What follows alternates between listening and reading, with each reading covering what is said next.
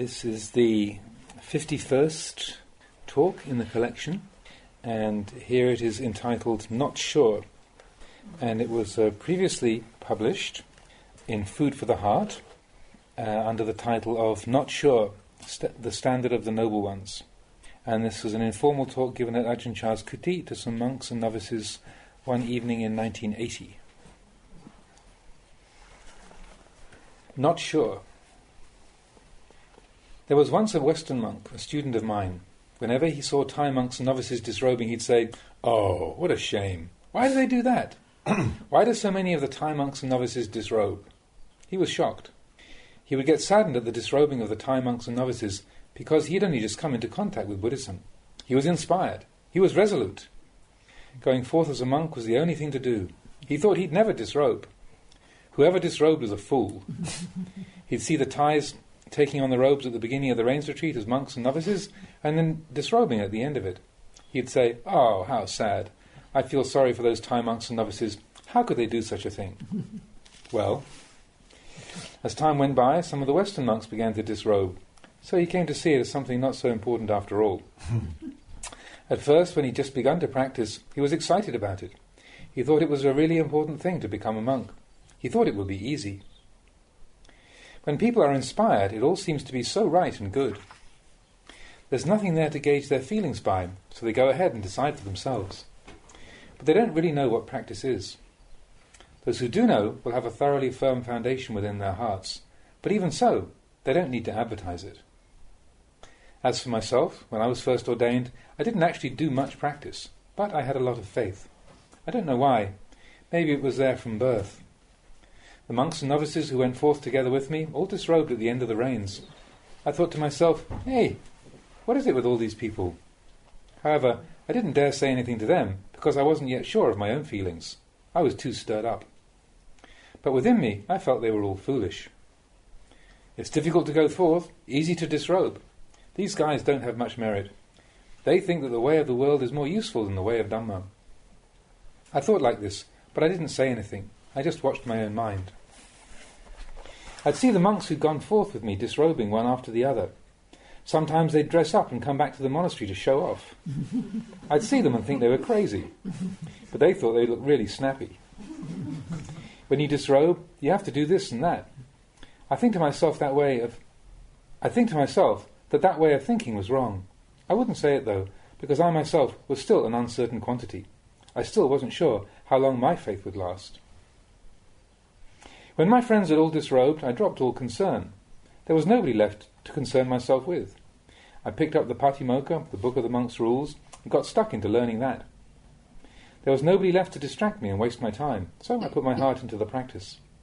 Still, I didn't say anything, because I felt that to practice all one's life, maybe 70, 80 or even 90 years, and to keep up a persistent effort without slackening up or losing one's resolve, seemed like an extremely difficult thing to do. Those who went forth would go forth, those who disrobed would disrobe. I just watched it all. I didn't concern myself whether they stayed or went. I watched my friends leave, but the feeling I had within me was that these people didn't see clearly. That Western monk probably thought like that. He'd see people coming to become monks for only one rains retreat, and then he'd get upset. Later on he reached a stage which we call bored. Bored with the holy life. He let go of the practice and eventually disrobed. Why are you disrobing? Before, when you saw the Thai monks disrobing, you'd say, "Oh, what a shame, how sad, how pitiful." Now, when you yourself want to disrobe, why don't you feel sorry? He didn't answer. He just grinned sheepishly. When it comes to the training of the mind, it isn't easy to find a good standard if you haven't yet developed a witness within yourself. In most external matters, we can rely on others for feedback. There are standards and precedents. But when it comes to using the Dhamma as a standard, do we have the Dhamma yet? Are we thinking rightly or not? And even if it's right, do we know how to let go of rightness, or are we still clinging to it? You must contemplate until you reach the point where you let go. This is the important thing. Until you reach the point where there isn't anything left, where there's neither good nor bad, you throw it off. This means you throw out everything. If it's all gone, then there's no remainder. If there's some remainder, then it's not all gone. So, in regard to this training of the mind, sometimes we may say it's easy. It's easy to say, but it's hard to do. Very hard. It's hard in that it doesn't conform to our desires. Sometimes it seems almost as if the angels are helping us out. Everything goes right. Whatever we think or say seems to be just right. Then we go and attach to that rightness, and before long we go wrong, and it all turns bad. This is where it's difficult. We don't have a standard to gauge things by. People who have a lot of faith are endowed with confidence and belief, but are lacking in wisdom. May be very good at samadhi, but they might not have much insight. They see only one side of everything and simply follow that. They don't reflect. This is blind faith. In Buddhism we call this saddha adhimokkha, blind faith. They have faith all right, but it's not born of wisdom. But they don't see this at the time. They believe that they have wisdom. So they don't see where they are going. Therefore, they teach about the 5 powers, the bala. Saddha, virya, sati, samadhi, panya. Saddha is conviction. Virya is diligent effort. Sati is recollection. Samadhi is fixedness of mind. Panya is all-embracing knowledge. Don't say that panya is simply knowledge. Panya is all-embracing, consummate knowledge. The wise have given these 5 steps to us so that we can link them, firstly as an object of study, then as a gauge to use for measuring the state of our practice as it is. For example, saddha, conviction. Do we have conviction? Have we developed it yet? Virya, do we have diligent effort or not? Is our effort right or is it wrong? We must consider this. Everybody has some sort of effort, but does our effort contain wisdom or not? Sati is the same. Even a cat has sati. When it sees a mouse, sati is there. The cat's eyes stare fixedly at the mouse. This is the sati of a cat. Everyone has sati. Animals have it. Delinquents have it. Sages have it. Samadhi, fixedness of mind. Everybody has this as well. A cat has it when its mind is fixed on grabbing the mouse and eating it. It has fixed intent. That sati of the cat is sati of a sort. Samadhi, fixed intent on what it's doing, is also there. Panya, knowledge, like that of human beings, it knows as an animal knows. It has enough knowledge to catch mice for food. These 5 things are called powers. Have these 5 powers arisen from samadhi or not? From right view or not? Saddha, virya, sati, samadhi, panya. Have these arisen from right view? What is right view? What is our standard for gauging right view? We must clearly understand this. Right view is the understanding that all these things are uncertain. Therefore, the Buddha and all the noble ones don't hold fast to them. They hold, but not fast. They don't let that holding become an identity. The holding which doesn't lead to becoming is that which isn't tainted with desire. Without seeking to become this or that, there is simply the practice itself. When you hold on to a particular thing, is there enjoyment or is there displeasure? If there's pleasure, do you hold on to that pleasure? If there's dislike, do you hold on to that dislike? Some views can be used as principles for gauging our practice more accurately. For instance, knowing views such as one is better than others, or equal to others, or more foolish than others. Knowing them all as wrong views. We may feel these things, but we also know them with wisdom, that they simply arise and cease. Seeing that we are better than others is not right. Seeing that we are equal to others is not right. Seeing that we are inferior to others is not right. The right view is the one that cuts through all of this. So, where do we go to? If we think we are better than others, pride arises. It's there, but we don't see it. If we think we're equal to others, we fail to show respect and humility at the proper times. If we think we're inferior to others, we get depressed, thinking we're inferior, born under a bad sign, and so on. We're still clinging to the 5 khandhas. It's all simply becoming and birth. This is one standard for gauging ourselves by. Another one is, if we encounter a pleasant experience, we feel happy. If we encounter a bad experience, we're unhappy. Are we able to look at both the things that we like and the things that we dislike as having equal value? Measure yourself against this standard.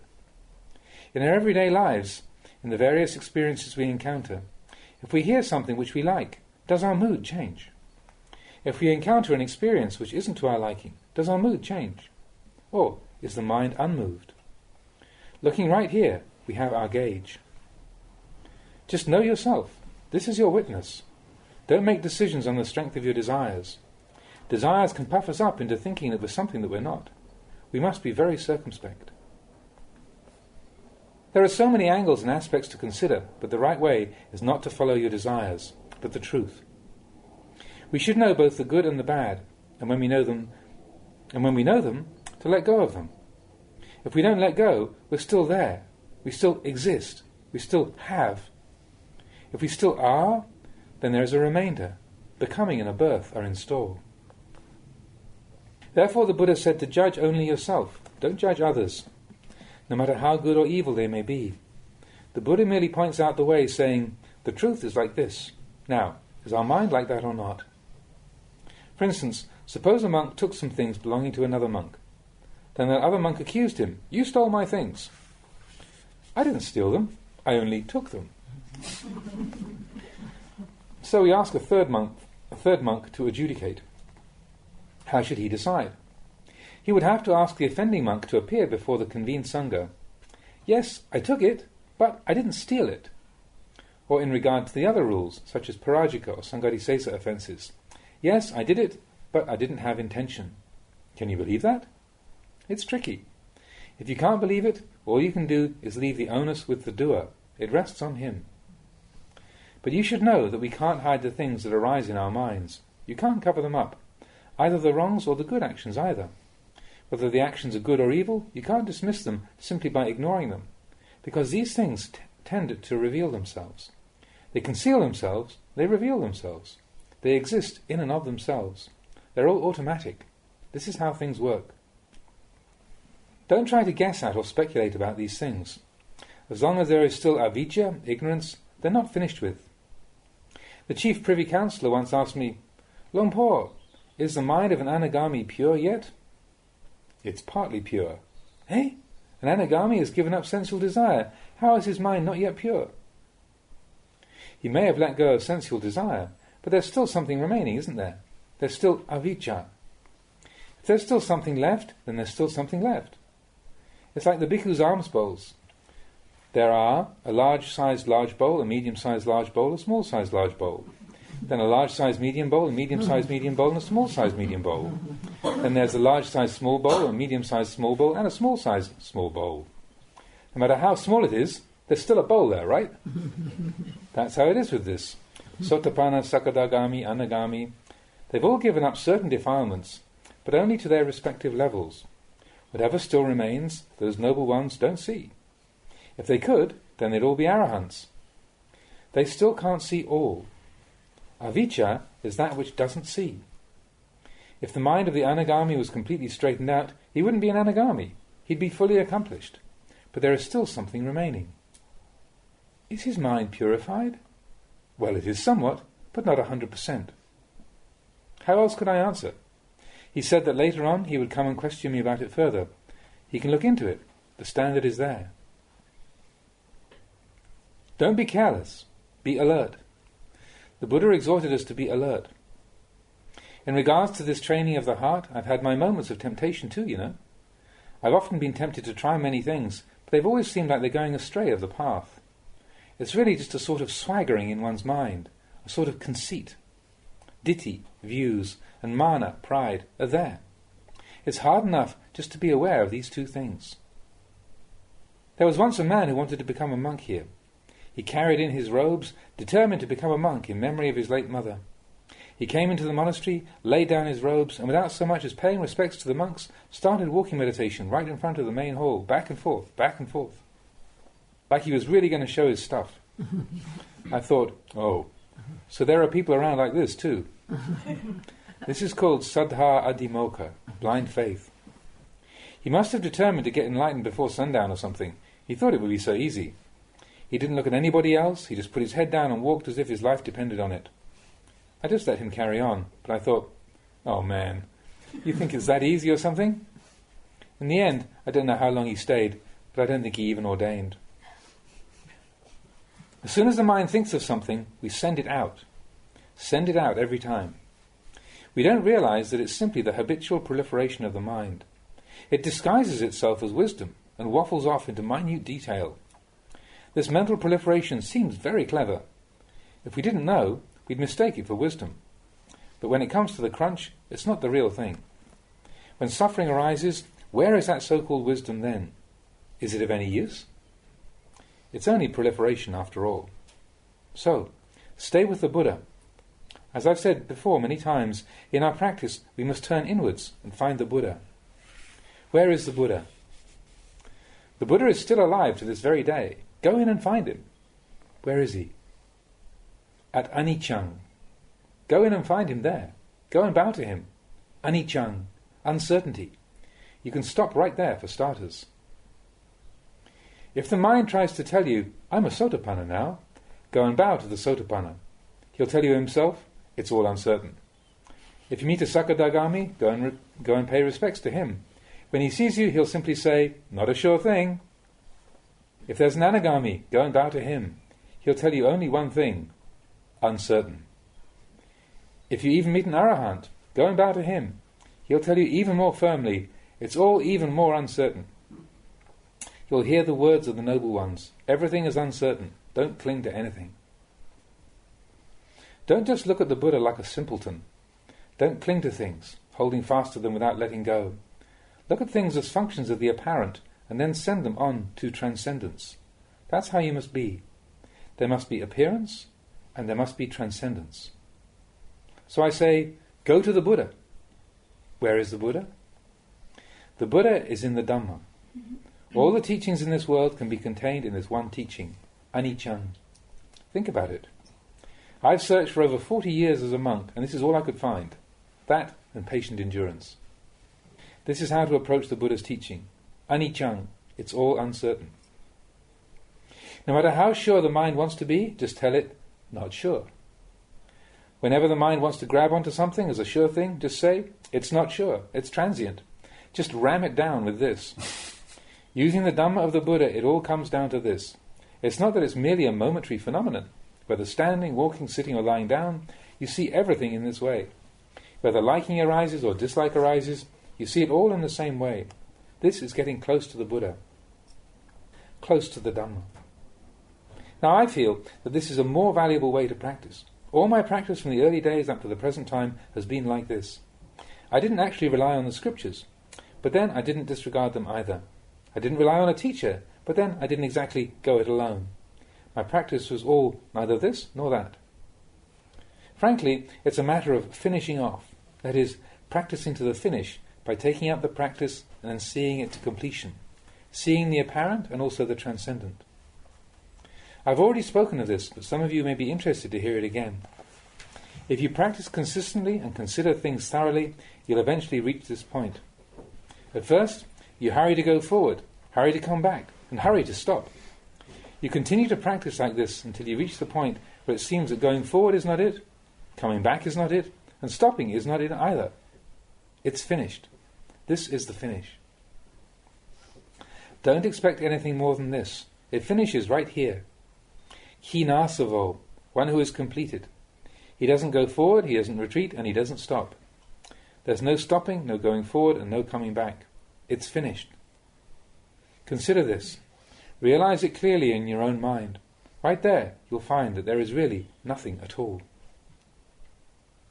Whether this is old or new to you depends on you, on your wisdom and discernment. One who has no wisdom or discernment won't be able to figure it out. Just take a look at trees, like mango or jackfruit trees. If they grow up in a clump, one tree may get bigger first, and then all the others will bend away, growing outwards from that bigger one. Why does this happen? Who tells them to do that? This is nature.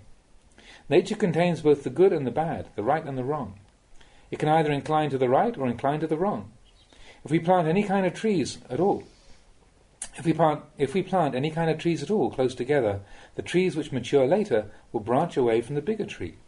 How does this happen? Who determines it thus? This is nature, or Dhamma. Likewise, tanha, craving, leads us to suffering.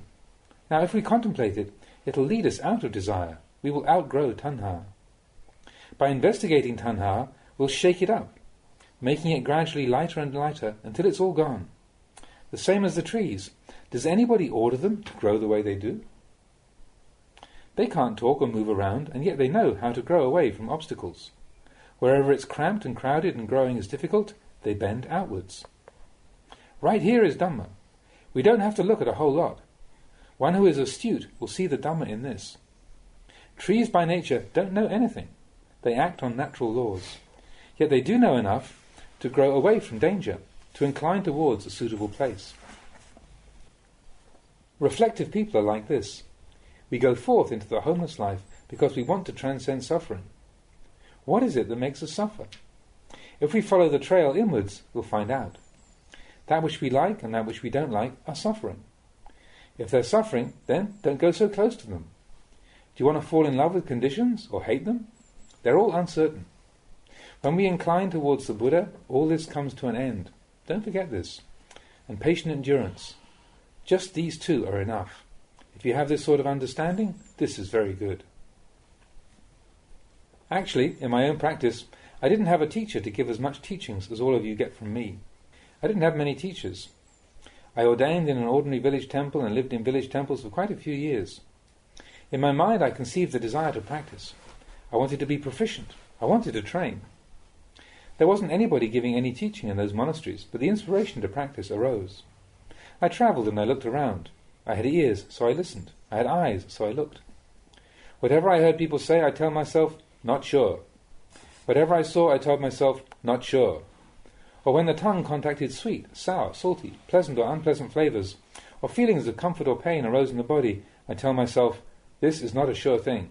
And so I lived with Dhamma. In truth, it's all uncertain. But our desires want things to be certain. What can we do? We must be patient. The most important thing is khanti, patient endurance. Don't throw out the Buddha, what I call uncertainty. Don't throw that away. Sometimes I go to see old religious sites with ancient monastic buildings designed by architects, built by craftsmen. In some places they'd be cracked. Maybe one of my friends would remark, "Oh, such a shame, isn't it? It's cracked." I'd answer, "If that weren't the case, then there would be no such thing as the Buddha. There'd be no Dhamma. It's cracked like this because it's perfectly in line with the Buddha's teaching."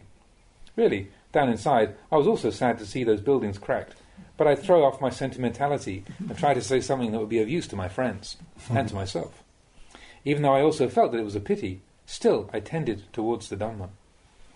If it wasn't cracked like that, there wouldn't be any Buddha. I'd say it really heavy for the benefit of my friends. Perhaps they weren't listening, but still, I was listening. This is a way of considering things which is very, very useful.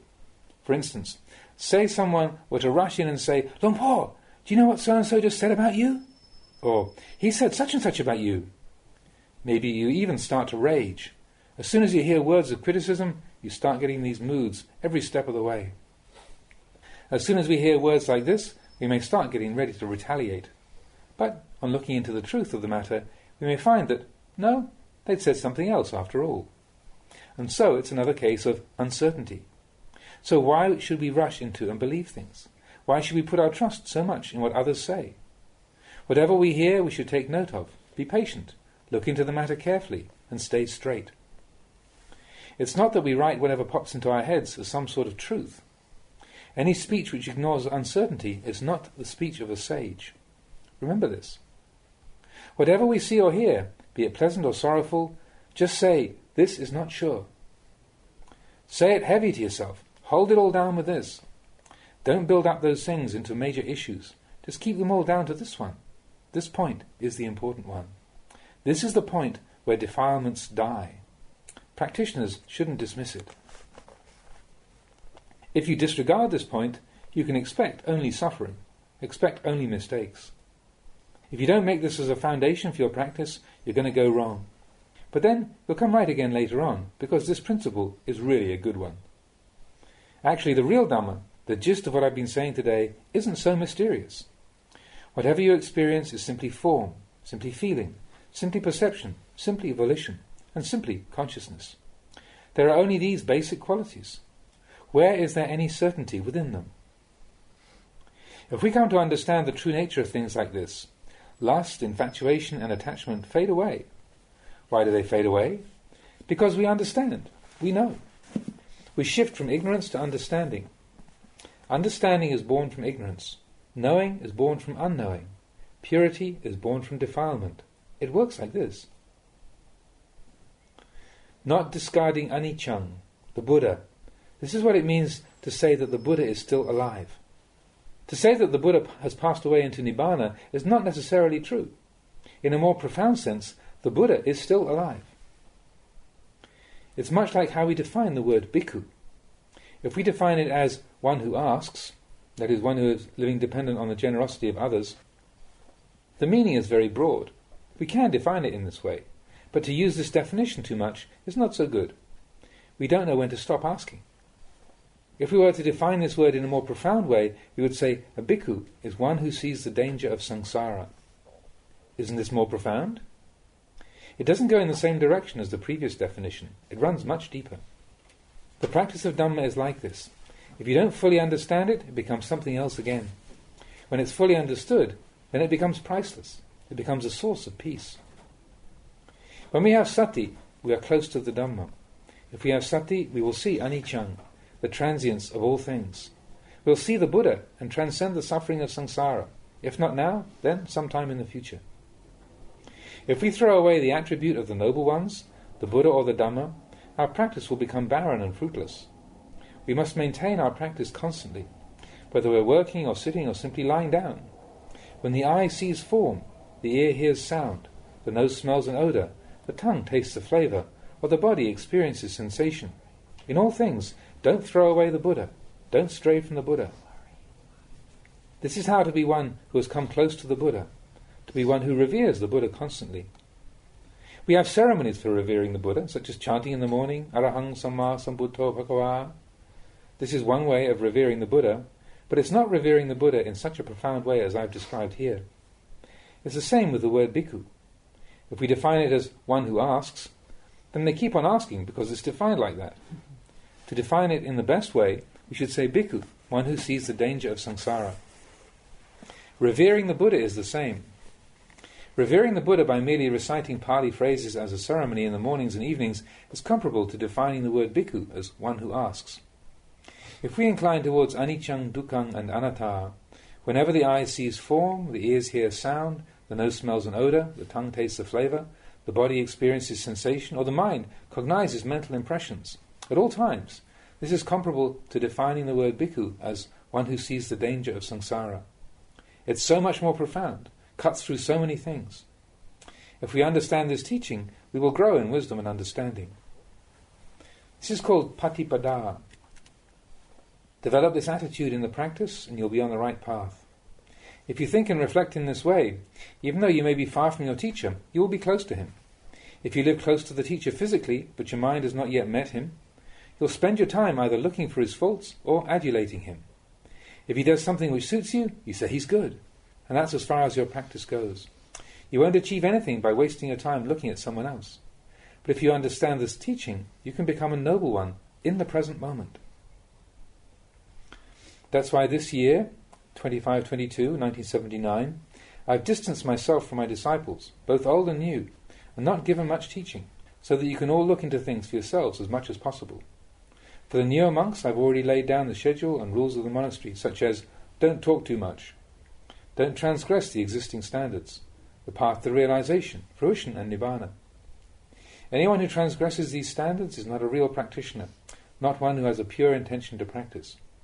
What can such a person ever hope to see? Even if he slept near me every day, he wouldn't see me. Even if he slept near the Buddha, he wouldn't see the Buddha if he didn't practice. So, knowing the Dhamma or seeing the Dhamma depends on practice. Have confidence. Purify your own heart. If all the monks in this monastery put awareness into their respective minds, we wouldn't have to reprimand or praise anybody. We wouldn't have to be suspicious of or favour anybody. If anger or dislike arise, just leave them at the mind, but see them clearly. Keep on looking at those things. As long as there is still something there, it means we still have to dig and grind away right there. Some say, I can't cut it, I can't do it. If we start saying things like this, there'll only be a bunch of thugs here, because nobody cuts at their own defilements. You must try. If you can't yet cut it, dig in deeper. Dig at the defilements, uproot them. Dig them out, even if they seem hard and fast. The Dhamma is not something to be reached by following your desires. Your mind may be one way, the truth another. You must watch up front and keep a lookout behind as well. That's why I say, it's all uncertain, all transient. This truth of uncertainty, this short and simple truth, is at the same time so profound and faultless that people tend to ignore it. They tend to see things differently. Don't cling to goodness. Don't cling to badness. These are the attributes of the world. We're practicing to be free of the world. So, bring these things to an end. The Buddha taught to lay them down, to give them up, because they only cause suffering. Here we are.